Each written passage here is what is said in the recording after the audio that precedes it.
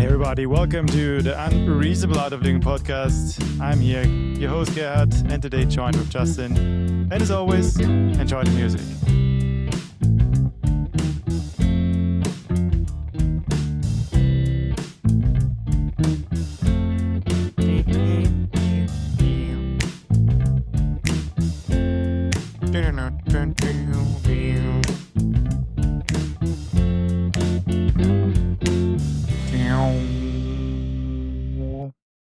Yeah, welcome everybody. First and foremost, I hope you're doing fine wherever you are right now.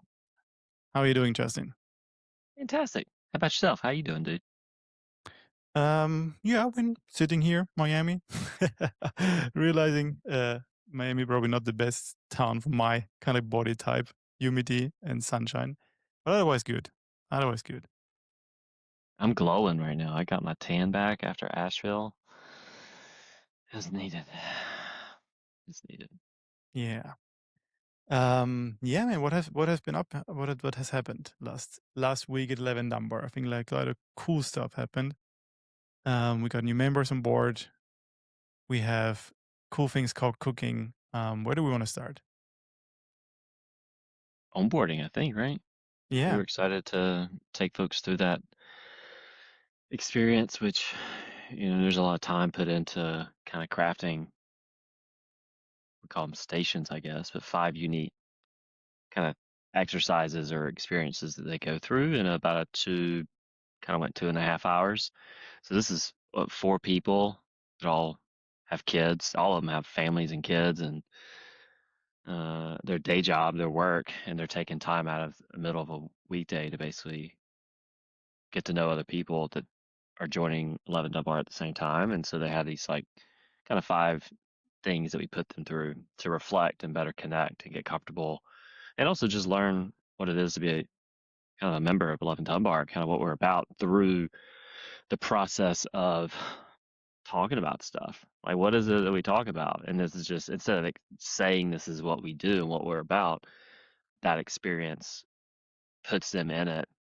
And it's very beautiful. Yeah, very quickly, you had 4 people that were just already laughing and sharing some deep stuff, and at the end of it, doing some silly things together and sending them off into the wild, into the community. So yeah, it's very beautiful. Yeah, I think it's like the idea behind why we do this is also like learning from another community. Shout out to Curiosity Island. He has a really like Brandon did a really great job on how to actually create bond before you actually add the people to a community. You just don't like, hey, add people to a WhatsApp community and it's just like in there, like, hey, what's happening? So like the key of creating emotional bonding before you actually get into something digital is super important. And I think it's like he often talks about like Navy SEALs. They go for this very intense, and we all know moments in our lives where we maybe shared with someone a very, yeah, very intense period of time. Could be weeks, could be years. But this is important. I think this is what we tried as well. We tested it first with our founding members and also like did it for them.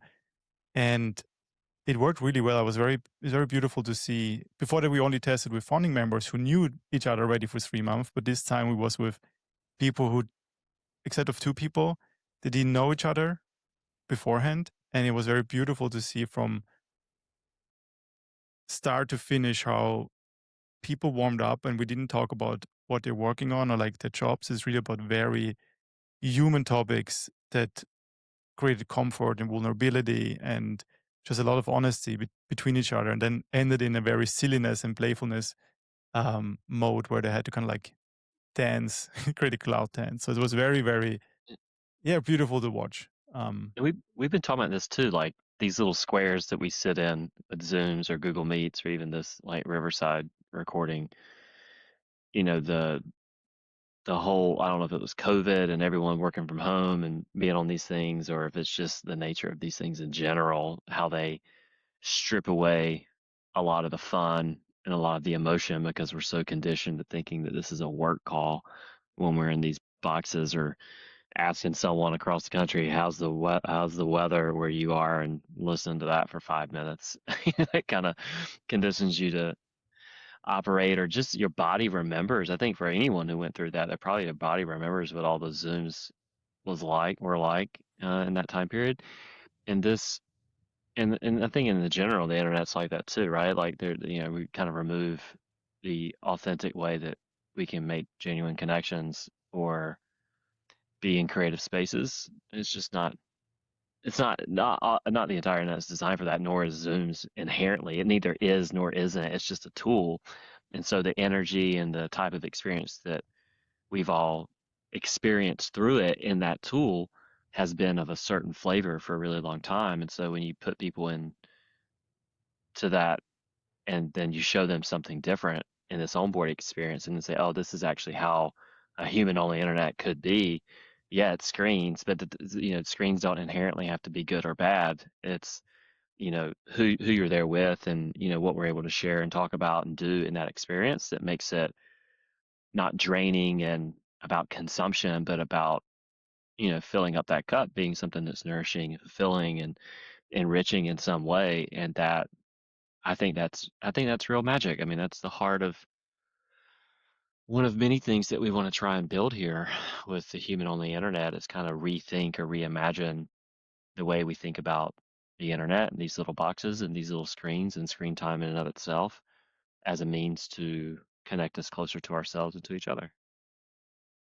Yeah, so like, so by the way, one listener gave feedback like she didn't know what we were actually building, and maybe it's a good direct call. I think like we actually said like let's do the beginning, but for those who are listening for the first time, so yeah, we're building a human only internet. It's called 11 Dunbar, and you can go to 11dunbar.com to check it out. It's capped at 150 people, and we want to create a small pocket in the internet that is all about genuine connection and creativity, and really help people um, lead a creative life and a life full of genuine connections. And we are capped at 150 people. Applications are open, so you can go to 11dumber.com and yeah, you will see there's like an application form and there's like a homepage with a lot of Easter eggs if you if you dare to kind of like look into the rabbit holes. But yeah, so I think like it's just important to kind of like incorporate this early on. We forgot about this. That's all right. Yeah, I know there's no wrong way to eat a Reese's, which we were exploring last night as we were watching the next game. Um, we did eat Reese's, and yours Hmm. is three bites, not the whole thing in one bite. So it's interesting observation. Yeah, no, I mean at the heart of it, right, is membership community. I mean, that's what we've been building. Um, I think it's a unique take on it. We talk about human only internet or all these like, digital first global experiences. And for this type of community, there's certain people that this resonates really well with. Folks that are looking to expand and grow, folks that work from home, digital nomads, parents that don't have a lot of time to get out but still want to like evolve and build a business or write a book or create more, just connect with other people who are kind and genuine, looking to do cool and interesting things. This is the space for those types of folks. So Yeah, yeah. and it's very true. Like I think it's like what we realize is it's not really about the screen itself. I think it's not about like I think there's a beautiful quote from Zen and the Art of Motorcycle Maintenance, which talks about like you can live in a city and still feel lonely, like even though you're surrounded by Mm. all those people. It's quite bizarre. But you can also live in a mountain and your next neighbors may be miles or kilometers away, but you don't feel lonely at all because you feel very connected to nature and your surrounding. You feel connected to the world. There's like s- almost like I wouldn't say spiritual connection, but like something that goes way deeper. And I think that's why we also like we want to be a digital first community, especially for people who cannot be in a city or cannot have access to co-working spaces or co-playing spaces or co-living spaces, but provide the same intellectual, creative, and emotional nourishment that you get and that you actually feel connected to the rest of the world, feel connected to people across the globe, feel that there's you're part of something bigger. And I think one mission is to just show that it's possible. Also, like with digital first, and naturally, people meet in real life. That's just a natural outcome. What we've seen as well already in our community.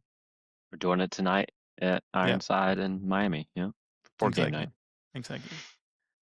And speaking of events, we actually have end of the month. We have our first gathering of the elves. I love it. I love that you came up with this. It's very clever.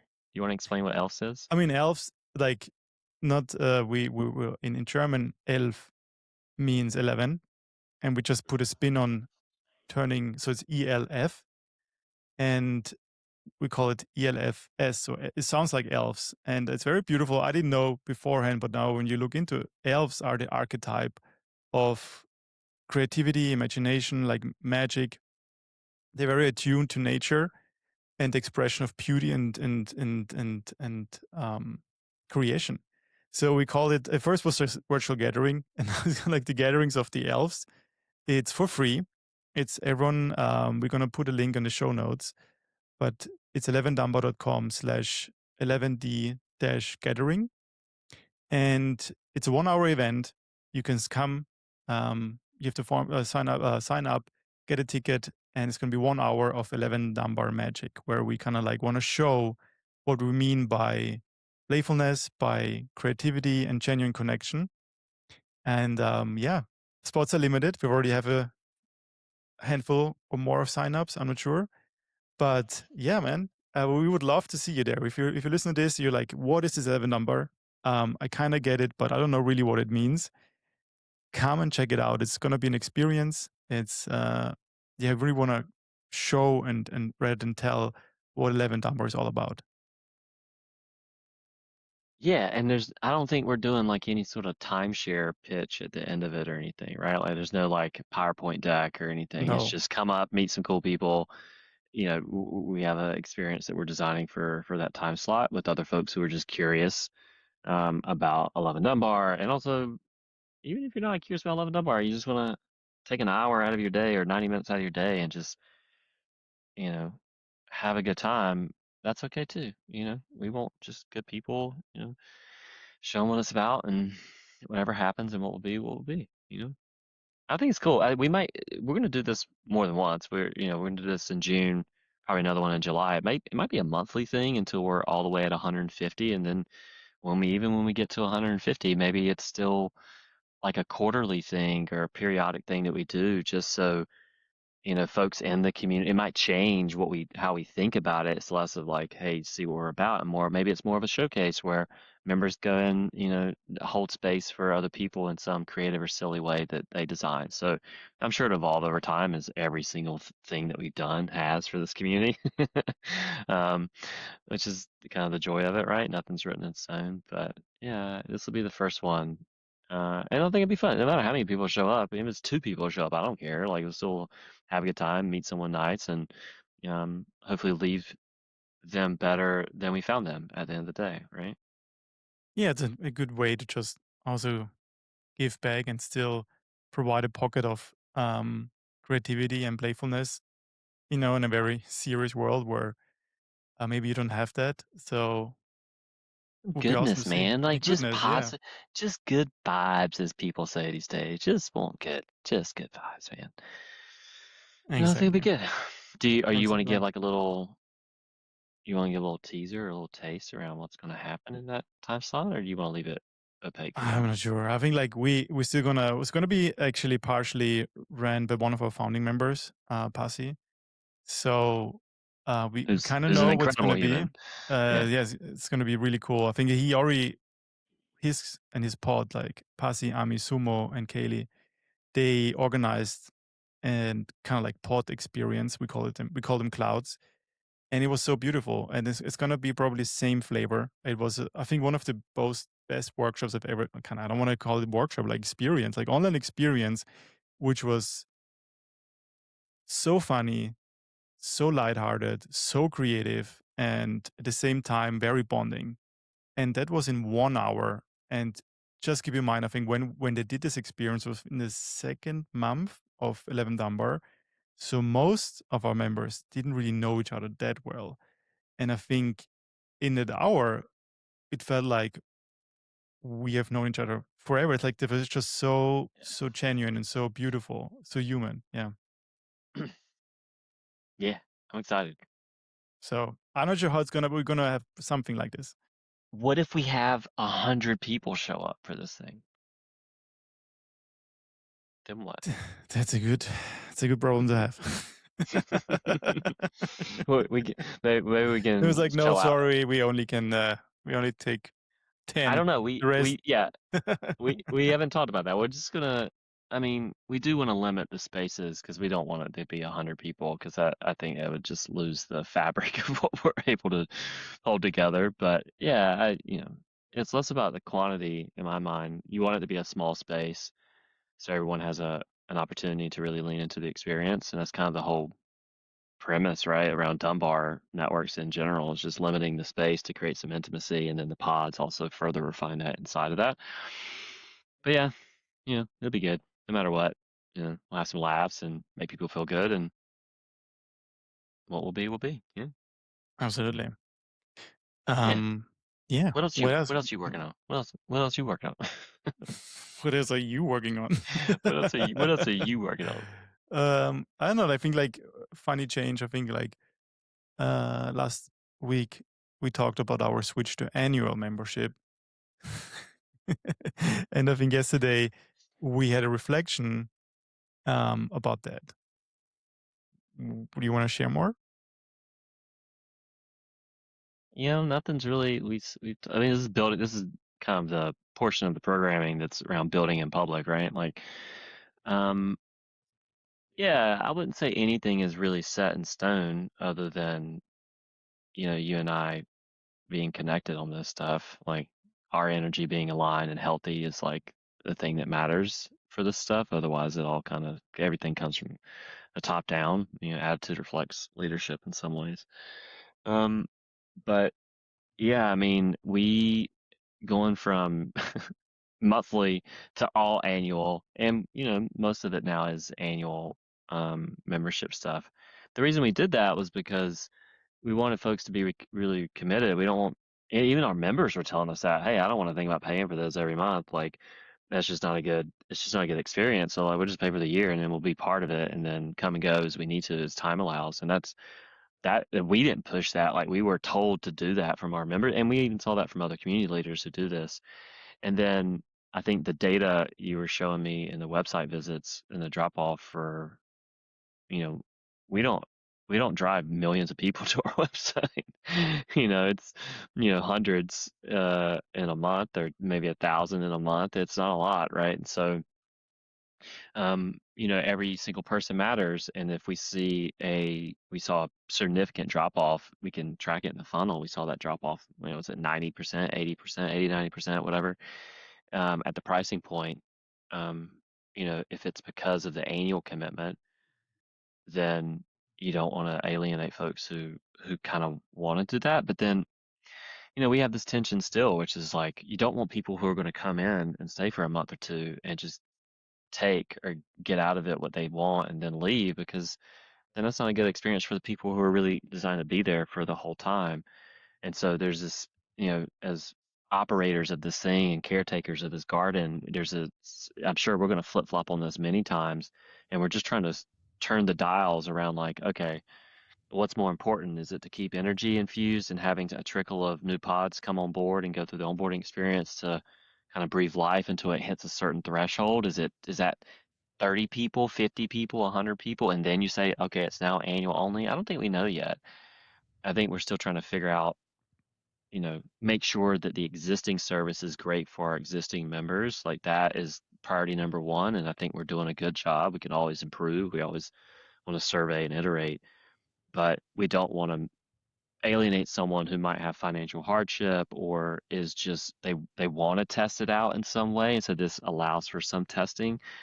And I think before we weren't confident in the existing service because we had just started it. So that's why we did monthly. Now we have a lot more confidence because people are committed, they're showing up, they're using the things, we've iterated on the model. And so I think now that we have more confidence that folks will get a taste and they'll be excited to stay because there's more of an offering that's more buttoned up, that there's less of a churn risk. And that churn risk isn't really about financials, it's more about setting a tone and an energy for the people who are here. That just matters. It's like when an employee leaves a company, if it's someone that everyone loved, and they like, oh my God, so and so's here, they're here for a month, and they left. You're like, oh no, why did Bob leave? You're like, ah, he was great.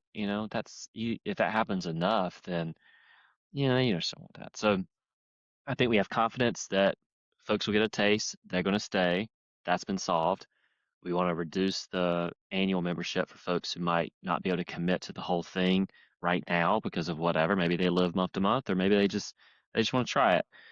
So we're gonna test it, and don't be surprised if next week we go back, or in a month or 2 months we change it to some other thing, right? Like none of these things are written in stone, man. We can do whatever we want to do, and it so long as the North Star is protecting the energy and the types and quality of the individual that shows up. Are you going to be there? Are you going to contribute? Are you going to be a giver as well as someone that receives? Are you going to be a good steward and co-steward of this community?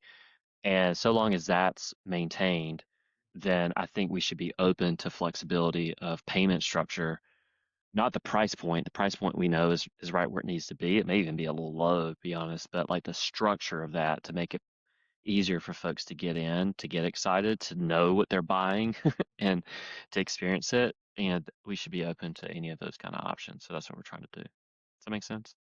Yeah, and I think like, I mean, yeah, for me it makes sense. I hope for the listener it makes sense.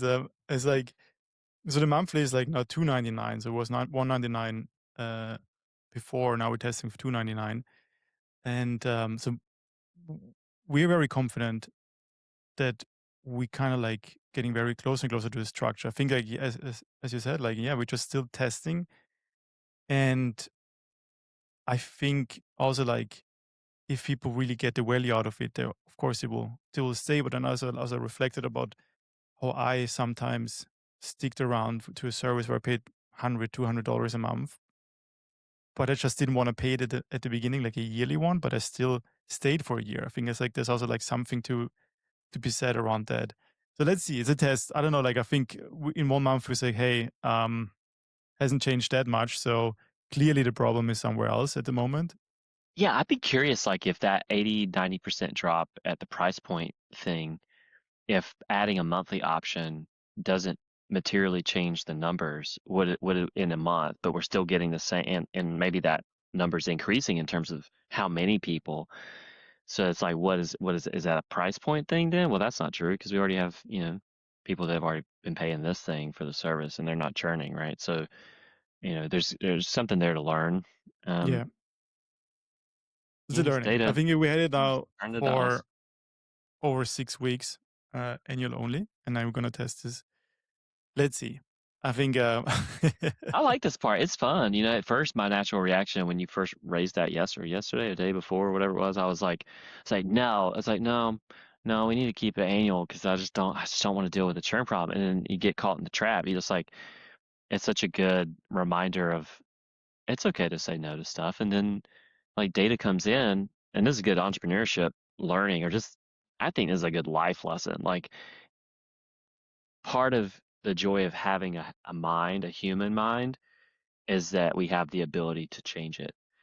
And anything you believe or strongly, firmly held long for years, you've had this belief, or maybe it's a hypothesis you're testing in business or whatever, like new data comes in, change it, man. Like, who cares?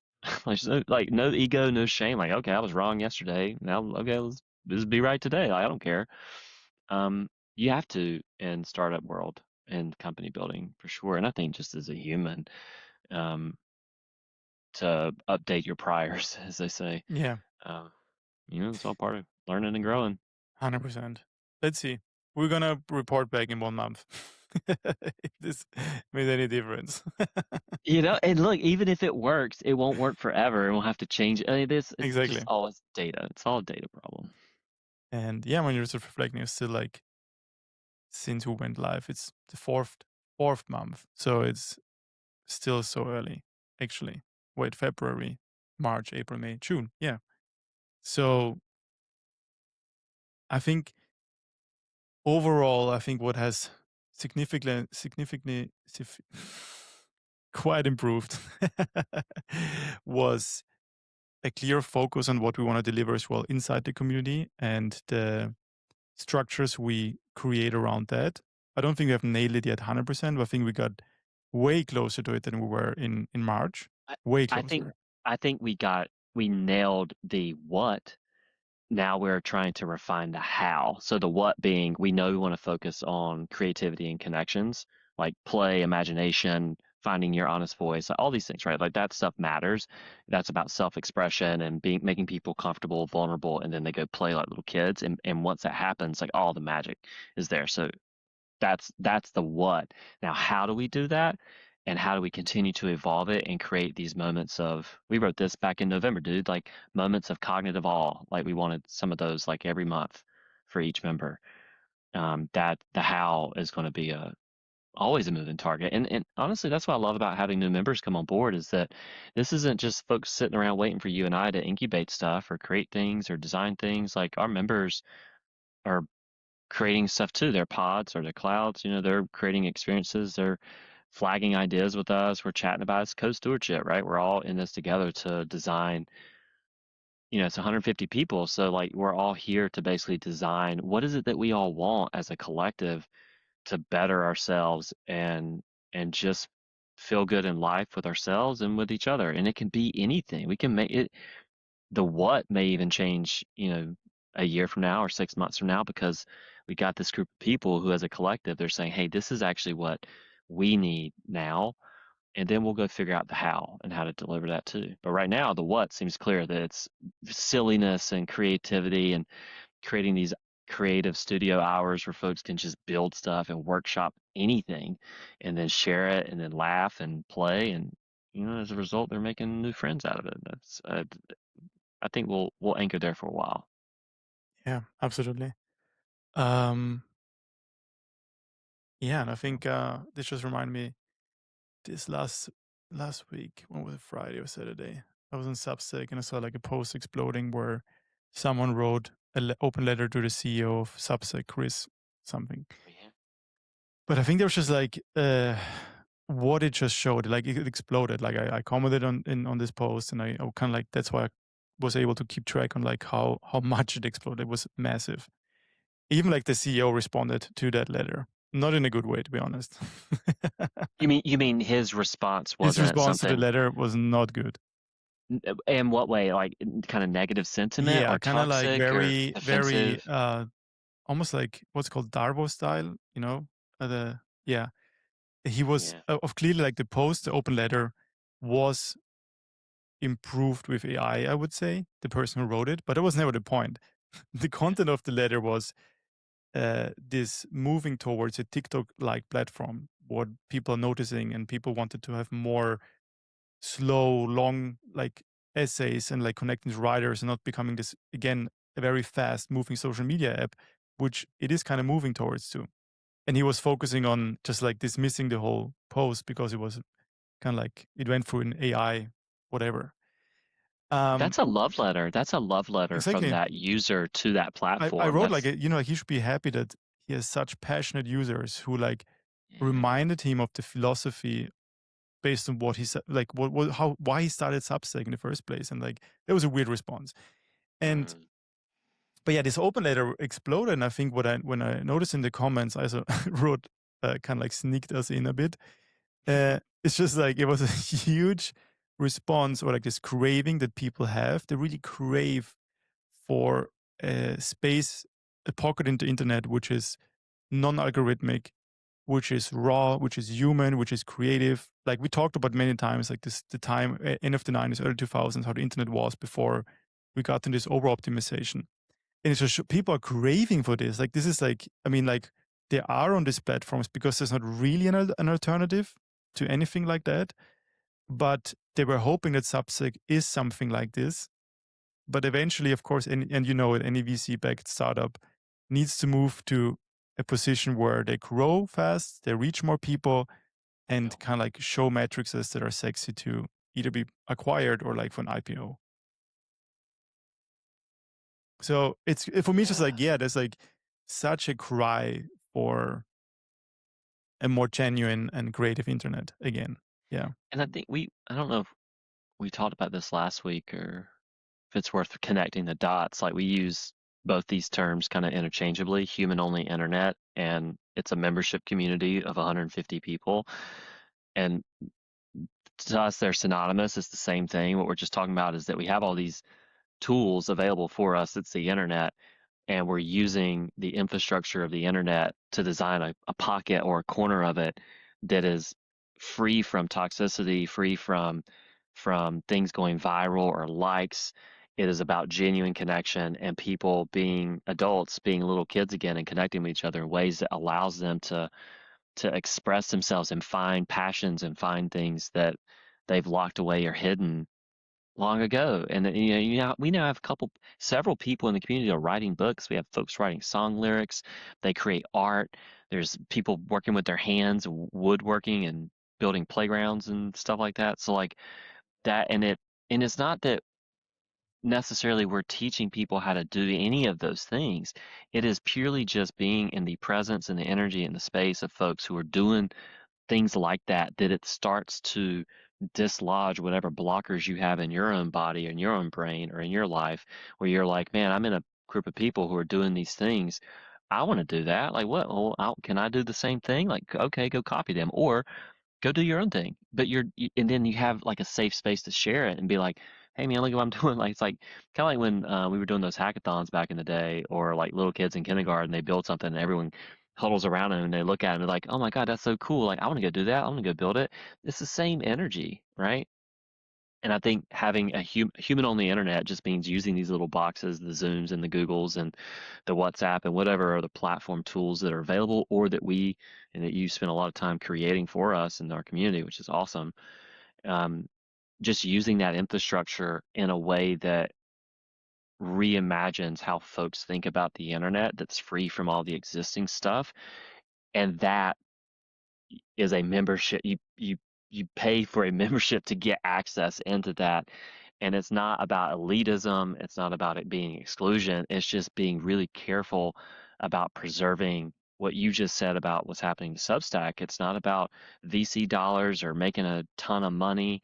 This is about a peaceful existence and trying to reconnect with the very human parts of us by using the tools that are making us less human. So that is a great experiment and project. I love doing this. I love doing this with you. I love all the people that we've met along the way or that I've been able to reconnect with from my past as a part of this.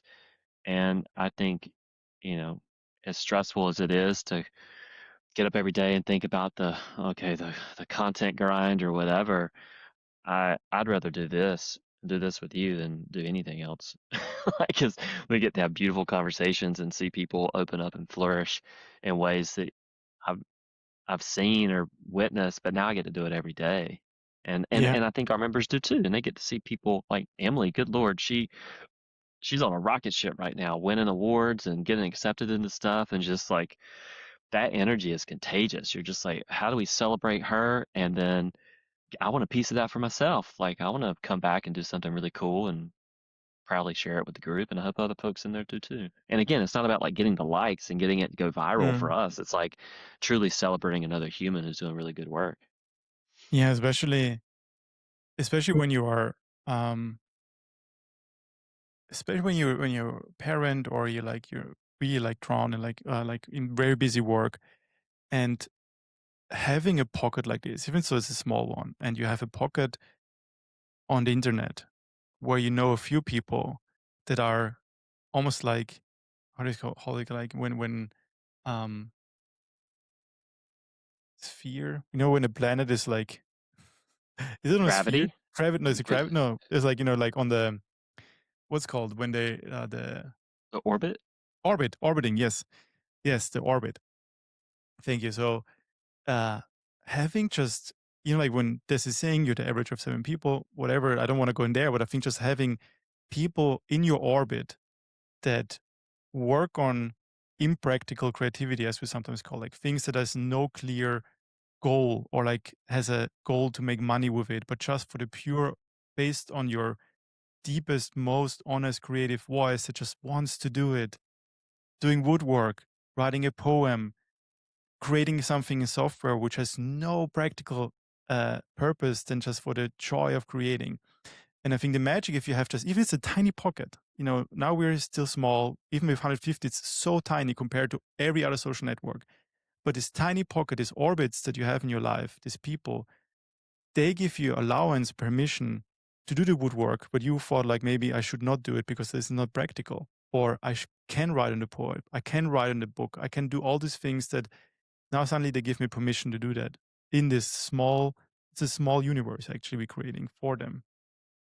You just made me think of something. I agree. Like, you're the average of the five people you spend your most time with. You were about to say is classic quote. I think I've heard many times. Whatever. The one in the South is "Birds of a feather flock together." It's just another version of it. Um, I think of it based off what you just said. It triggered I don't know if we will ever use this externally, but it's almost like exposure therapy. What we're doing. Yeah, It's less about you being the average of exactly. 150 I don't didn't want people. to go there. It's like it's more like Yeah, exposed to it, but you know. it's exposure therapy, meaning through being exposed to unique ideas and the energy and the enthusiasm and the motivation of people around you who are also going through either transitions or they're trying to expand, they're trying to learn and grow and evolve, whatever that means, spiritually, financially, professionally, as a parent, like who knows, right? You being exposed to more diversity of thought and opinions and what's possible and what good looks like and what bad looks like in a group of people that you trust and you're like, man, I count I I want to learn from these folks. That's, I don't call it healing because it's not really therapy in that sense, but it does get you going, right? And it does kind of ignite the idea that there's something else that you don't want to be left behind in that sense. And it's You're actually like, the I want to do this too. I want to do something yeah. similar. You said the word perfect cycle because I think that's my realization is it is exactly not about healing. It's actually I think there is a Yeah. way, there is pathways that parts of you that needs healing. There's a lot of work out there. You need to like there's like a lot of stuff out there um, where you heal parts of yourself. But the beauty of this of finding this creative artist in you that is can be done without you don't need to heal for that. It's just like it's always it's deeper than that. I think what I realized it's a deeper layer that's always there. It's beyond anything. This it can't be touched. It's bulletproof, waterproof, soundproof. It's the deepest essence, if you want to say, of your soul's being that doesn't need healing. It's always there. And actually, what we're doing just trying to tap into that. And then there's a layer of healing, and it's you do need that if you struggle with other things in your life. But what I like about this, I think the distinction maybe to other communities or like books, it's not about healing. It's really about tapping into this core essence that's always there. And that's the I most think beautiful thing. I have a visual for you. You just made me. I promise I'm 100% sober, and I have been for a long time. The visual you just triggered for me. Imagine inside of your body you have this bird cage, this little tiny bird cage, and the bird that's inside of it is you can imagine it to be any type of bird that is unique for you. For me, I think because of my grandmother Nana who loved hummingbirds, I think for me it's a hummingbird or one of her parakeets. She used to have parakeets and they would die every 10 years, but there was one that was like 50 years old named JJ, which is my childhood nickname. And it was hilarious, JJ the bird. Anyway, um, but this bird cage within you, but the way you just described it is, for me, it's this hummingbird. When you're talking about healing, I don't see it as, I'm curious how you visualize this. I don't see it as like, oh, the bird is injured and it's broken and it needs to be healed. I see it more as like, no, that bird's chilling in there and there's a door to that cage. And as you're talking, I was like, ew, is it about unlocking? If it's not healing, is it about unlocking? I'm like, no, I don't think the door to that cage is locked. I think there's a door there and it's just wait, that bird at any point can just go and then fly out, and then that's your creativity, right? It's unleashed upon the world. But that bird doesn't have a broken wing. It doesn't, there may be things that need healing around it, but that inner creativity, it's just waiting to come out. And it just takes a little seed, a little like pss, pss, pss, pss, or whatever, whatever attracts a bird to fly towards you. I don't know what it is. Whatever the cat thing is, right? um, whatever that noise is to get the bird to just fly. That bird being your inner imagination and Exactly. creativity. How do you see it? Do you see it the same way, or if you imagine it as a bird cage, or like do you see something different? I don't know. I think that's a beautiful picture. I've never imagined. I think it's like the part like that. Maybe you go through life that you experience things and you get wounded, and the parts of healing is very like this human aspect of your psyche, your emotions. And I think this bird, your creative bird, it's beyond that. It's just you Yeah. come with it into this life and it's always there. It's Dude, untouched. And you said you just have to yours is a little baby phoenix, man. You know it is. It's a little phoenix in there just burning shit up, waiting to come out. It's in there exactly, burning hot. Yeah. exactly. So I think this is like if we also anchor this around, it's like, and I also like it's not about unlocking. It's just I just like to say remembering because it's how it feels, how it felt for me. Because you in the end you just remember. Mm, You have I think it's forgotten remembering too. for so many for decades from all the experiences for being so living from the head up. They just have you have forgotten, but it's not. It was always there. It's not even you don't create it. You don't even discover it. It's just like you what you ask the right questions. You do the right breath work. You meet the right person. You do travel to a certain place. You have a coffee with Justin, and he asks you like, "Hey, what did you do as a child?" And you're like, "Whoa!" And there you go. There's your bird. It's always There's there, your and you bird. don't you don't need healing for this. It's there. You know, it's And it just used to fly. That bird used to escape the cage yeah. or open the door and fly around, and now it's just chilling in there. It's just waiting, and it's happy. It's cool. It's Exactly, doing it's the happy, it's thing. cool, And it's perfect, like, it's perfect as it is, you know? Mhm. And this is what I think it's like the beauty of it. What I've come to realize as well is like there's many, and I think there is, just like again, there's a distinction. I think there are parts of you that need healing, but I think we are all about the creative part. We're about the bird that's in there that just like give you a whisper and so it's just flying again. Dude, what if we, for our onboarding experience or for the workshop community thing, we went to Mixer, we have people instead of create their The gathering avatar, of the elves, you mean? the gathering of the elves, exactly. They create their inner creative bird. And Ooh, like that's what is beautiful. like what's your bird? I Maybe like that. design the Mm, cage or the perch. Maybe it's not a cage. Maybe it's just on a tree branch. Like whatever your I just said cage, but it doesn't have to be a cage. It could be anything. There's no door, technically. Um, there's the appearance of restriction, but there's really no restriction. That's the beauty of this inner creativity bird. But anyway, we have them create their bird, and then I mean, because there's so many different birds out there, dude. many birds. I like this one. I don't know, we don't have to do it, but you just I it's like so it. I funny think how if we can tap into some form of guided meditation, it helps them to feel it or see it, and because then then if like you thinkifying things, dude, if you always are like, what does my creativity bird need today? And you can always like see it and be like, I need to let that guy out or girl out.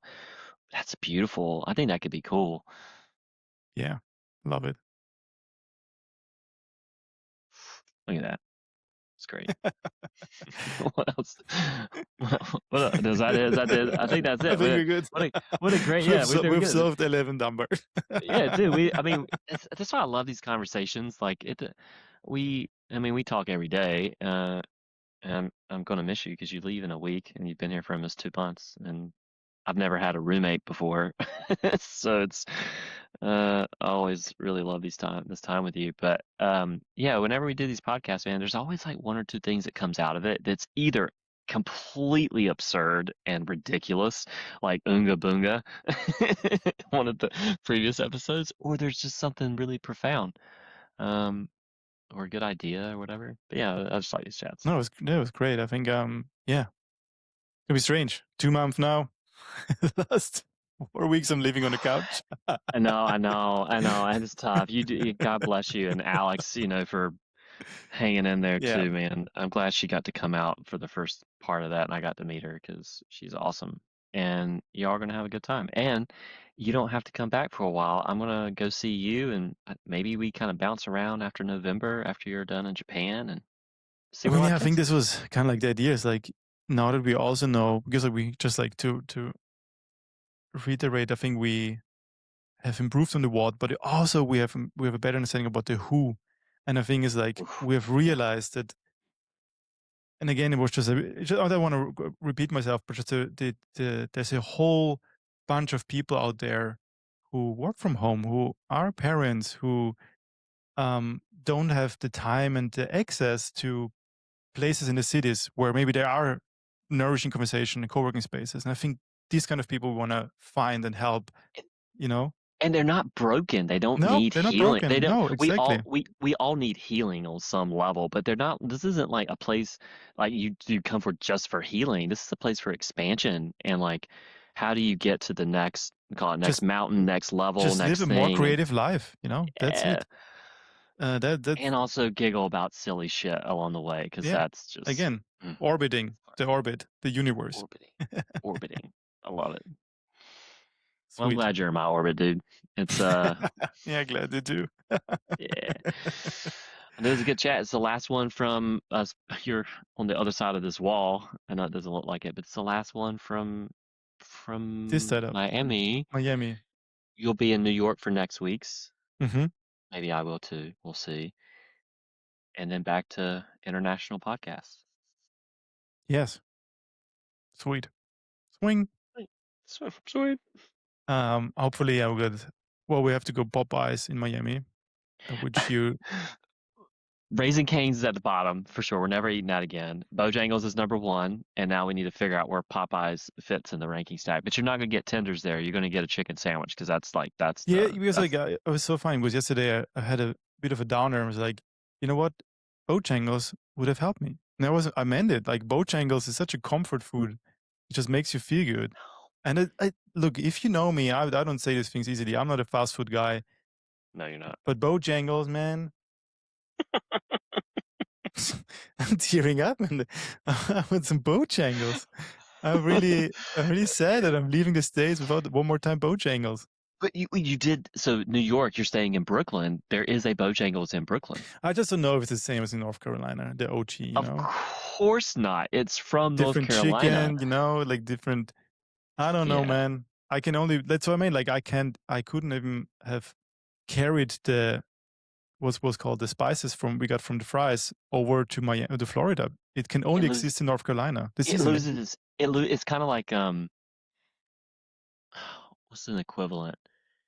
It's like if you took something from Neverland and Peter Pan and you took it to the real Yeah, world, it exactly. wouldn't have any It would magic. be the It's all same. the magic's gone. The And magic also, is who is operating and in the kitchen of the Bojangles in Brooklyn is probably not the same Southern nah, North Carolina person that you get. So exactly. I'm skeptical it's the same, but who knows? We'll That's why we'll see. at least we're gonna try Popeyes in Florida. I think you'll like it. It's just not the chicken supremes and honey mustard. But Hey, anyway, take what I get. yeah, All that's right. right. It was good chatting with you, Good chatting, and man. I'll see you when I come out of the bedroom.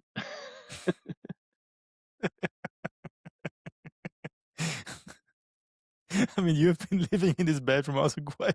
It's quite I like a know, cage. I know, it's a It's a cage. cage. The bird is ready to fly. I'm getting out, man. Getting some steps, getting my tan back, going to the gym. Oh, dude, it's Should we? No, we don't gonna talk about your T-shirt stripes. I, look, I haven't gone. So I did. We could end it on this note if you want. Like, so I lived in Miami for 5 years and was like, oh, I was in Edgewater, so I didn't. I went to the beach maybe 20 times in 5 years. So this time I'm in South Beach. I was like, oh, I want to have the beach lifestyle and like, see what the community's like and whatnot. I'm going to be at the beach all the time. We've been here about a month, and I haven't been to the beach once. That's why I've got this t-shirt tan. Look at that. That's pretty good. He looks hilarious without. It's a white. I look like I told you this the other night. I look like Aqua Teen Hunger Force. The neighbor in that cartoon was a guy named Carl with sweatpants, green sandals, and a white tank top. And I was like, I can't remember if he just had a tan, a t-shirt tan, tank top tan, or if he had a white shirt. But that's what I see when I look in the mirror is Carl from Aqua Teen. It's not good. it's It's not it's good. it's hilarious. I have forever burned it into my conscious. When I'm gone, just bury me. Just hope that they preserve my body with that tan line on my chest and back. Or if not, it was like, hey guys, wait a second, give me some tan spray, and I'm just gonna paint paint it. Please do. This- This is recorded for all history because it's on the internet. I give you the power of doing that to my dead body. Perfect. Only if it's open casket. If it's closed casket, don't bother with it. Only if it's open casket where people can appreciate the artwork. Mm-mm, even close, man. You know, all the souls and ghosts.